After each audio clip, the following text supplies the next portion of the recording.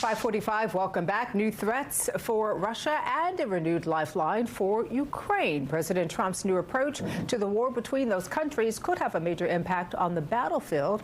Let's bring in Fox's Doug Lozader live from Washington, D.C. this morning to discuss. Doug, good morning. Good to see you this morning.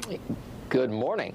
So, Doug, the president is threatening Russia with 100% tariffs and they've given him a timeline, or the president has, in terms of when he needs to come to the bargaining table. What is the feeling in Washington about all of this?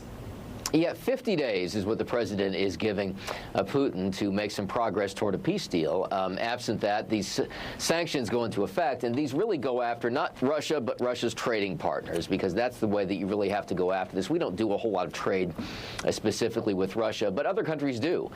So this would hit countries like China and India, for instance, that trade in a lot of energy with Russia. So these 100% tariffs could be significant if they come to pass. And the other aspect of this announcement yesterday has to do with sending more weapon systems to Ukraine. The one that is mentioned specifically would be these Patriot interceptor missiles that are so critical to Ukraine, knocking out Russian missile attacks. But beyond that, there are still some questions about how extensive this aid would be and the degree to which it would include offensive weapon systems as well. And very quickly, Doug, for people who may not have been following it as closely as perhaps we do here in the media, why the breakdown in communication between Vladimir Putin and Donald Trump? What happened?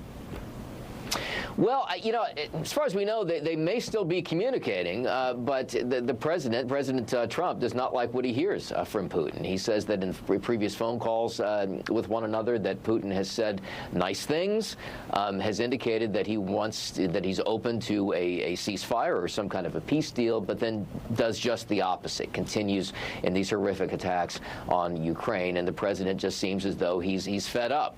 But this is a stunning turnaround for the administration now.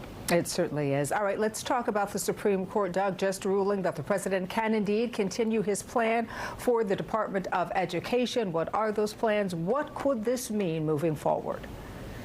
Yeah, well, like a lot of Supreme Court interventions, this one doesn't really decide the issue. It just says that while the issue is being decided by lower courts, that the president can move ahead with his plans to downsize the Department of Education. So these layoffs will continue now. They're beginning to move some of the functions of the Department of Education to other agencies. Now, the reason this is a legal issue is because the Department of Education was created by Congress.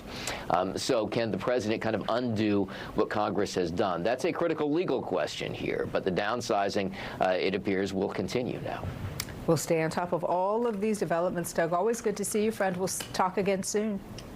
Thanks, Danielle. My pleasure, Doug. Thank you.